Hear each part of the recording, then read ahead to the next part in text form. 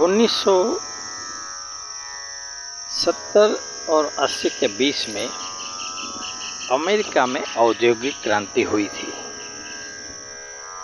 और यानी कि एक फैक्ट्री वो लोग लगाएंगे और उसमें मास प्रोडक्शन करेंगे। पहले ऐसा नहीं था, तो इसे कहते हैं औद्योगिक क्रांति। दूसरी साइड में भारत में कहते हैं कि भाई धार्मिक स्थानों में वहाँ पे और जंगल में सब जगह पे उसने दिखाए कि भारत में आध्यात्मिक पे ये लोग मेहनत बहुत ज़्यादा कर रहे हैं। ये सब बीबीसी की डॉक्यूमेंट्री में आया था। एक साइड दिखाया गया कि इंडस्ट्रियल डेवलपमेंट, इंडस्ट्रियल रेवोल्यूशन, और दूसरी साइड आपको दिखाएगा भारत में सब जगह ये जो ऋषि मुनि बैठे हुए हैं तप वगैरह कर रहा है, यानी कि ये लोग बैठे हुए हैं। तो तब से इस डॉक्यूमेंट्री में ऐसा बताया था कि उसके कारण वहाँ पे रोड रास्ता बहुत ज़्यादा बढ़ा। तो 1970 और 80 की बात है। ये जो कॉन्सेप्ट है कि आपको इंडस्ट्रियल रेवोल्यूशन भी लाना है और रोड रास्ता उसमें सहायक रूप होता है। किसी भी माल को अगर हम मेजर लेवल पे प्रोडक्शन करेंगे तो उसको ले जाने के लिए रास्ते भी अच्छे होने चाहिए, रेल नेटवर्क अच्छा होना चाहिए। तो ये सब अभी मोदी जी कर रहे हैं कि बड़ी बड़ी कंपनी को कहेंगे आप देश में आया हो, तो उसके पहले उसको रोड रास्ता चाहिए। बहुत सी चीज़ें ऐसी होती है। तो ये जो टोटली जो कॉन्सेप्ट है मोदी जी का कि रोड बनाओ, रोड बनाने से उस शहर का, उस गांव का, उस राज्य का और उस पूरे देश का विकास हो जाएगा। तो रोड एक प्राथमिक आवश्यकता है। तो ये जो कॉन्सेप्ट है वो अमेरिका में 1970 या 80 के बीच में ये स्टार्ट हुआ था। समझ गए? तो ये जो कॉन्सेप्ट है कि भाई हमें रोड रास्ता बनाना है, लक्ष्य में ऐसा होता है, लक्ष्य आपने निर्धारित किया, लेकिन इस लक्ष्य को पूरा करने के लिए रास्ते बनाने पड़ेंगे। तो ये जो कॉन्सेप्ट है मैंने आपको शॉर्ट में बताया कि ऑलरेडी अमेरिका में इस पे काम कर चुके हैं। यानी कि जो इकोनॉमिक्स में इंटरेस्ट ले रहे होते हैं उसको ये बात इजीली दिमाग में आ जाएगी कि भाई इसमें क्या क्या आवश्यक है। और भारत में लास्ट 12 वर्षों में रोड रास्ता का जो भी काम है वो एक अच्छे मुकाम पे पहुंच गया है। यानी कि उसकी जो मेहनत है वो दिख रही है। तो ये सब मेहनत का काम है। देखो मैंने कई बार ऐसा अपने वीडियो में भी कहा है कि कुछ क्रिएट करना है तो मेहनत करनी पड़ती है,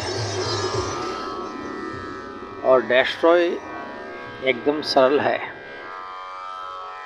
और 12 वर्षों में तो हमें तो ऐसा लगता है कि भाई विश्व में ऐसी मेहनत आजकल कई लीडरों में मैंने देखा है। इतनी मेहनत कोई करता नहीं है,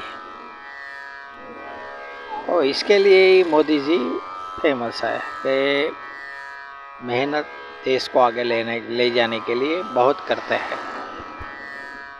लेकिन इसमें एक देखो कैलकुलेशन भी इसमें होता है।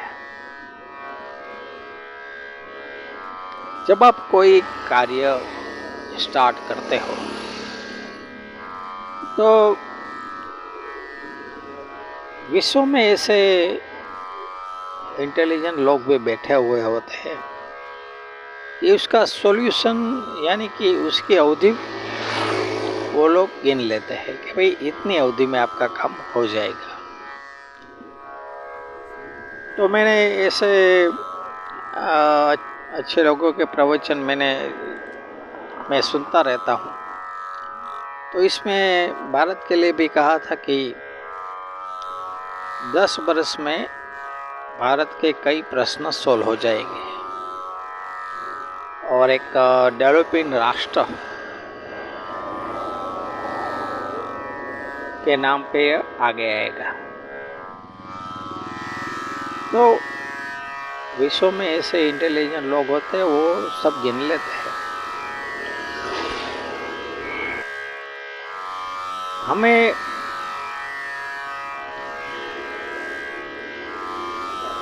डेवलपमेंट में अगर हम आगे बढ़ते हैं, हमने अच्छा एक लक्ष्य रखा है, लेकिन जो जानते हैं इस बात को वो विघ्न कारक हो जाते हैं। यानी कि आपके कार्य में और आपके लक्ष्य में भी विघ्न बहुत होते हैं। मैं एक छोटे से उदाहरण से आपको समझाता हूँ। देखिए, डेवलपमेंट के लिए पैसे की आवश्यकता होती है, तो मोदी जी गए थे अमेरिका। तो अमेरिका जाने से पहले ही डोनाल्ड ट्रंप ये बात जानते थे कि मोदी जी आएंगे और अमेरिका की कंपनी को वो ऑफ़र करेंगे कि आप अपना प्लांट भारत में लगाओ। लेकिन वो आने से पहले ही डोनाल्ड ट्रंप ने जो इंडस्ट्रीज़ पे टैक्स था वो 15% कम कर दिया। अब सोचो, एक कंपनी आपको 30% का टैक्स दे रही है, उसका आप 50% कर दोगे तो 15% टैक्स हो जाएगा। यानी कि कोई कंपनी वो देश छोड़ के जाएगी नहीं। किसी भी कंपनी को आप ऑफर देंगे तो क्या होगा, कंपनी आएगी, लेकिन कंपनी को स्वार्थ ही मिट जाएगा। क्योंकि पूरा का पूरा जो प्रोडक्शन वहाँ से उठा के दूसरे देश में करना या उसका प्रोडक्शन की एक ब्रांच करना, वो लोग सोचते हैं कि भाई वो नहीं करनी है, क्योंकि उसको फ़ायदा वही मिलता है। तो विश्व में ऐसे जितने भी प्रेसिडेंट है और बड़ा प्रधान है, सब ये बात जानते हैं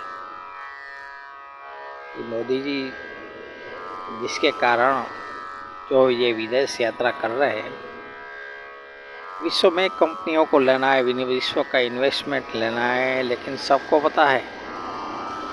तो इसमें जो डोनाल्ड ट्रंप ने जो स्टेप लिया, उसके कारण अमेरिका से इन्वेस्टमेंट कम मिला। वरना ऐसा मोदी जी सोच रहे थे कि वहाँ पे पैकिंग इंडस्ट्रीज बहुत बड़ी है, अगर पैकिंग इंडस्ट्रीज मिल जाए, लेकिन मिली नहीं। तो इसमें लक्ष्य में ऐसा भी होता है कि विघ्न भी होते हैं इसमें बहुत बड़े।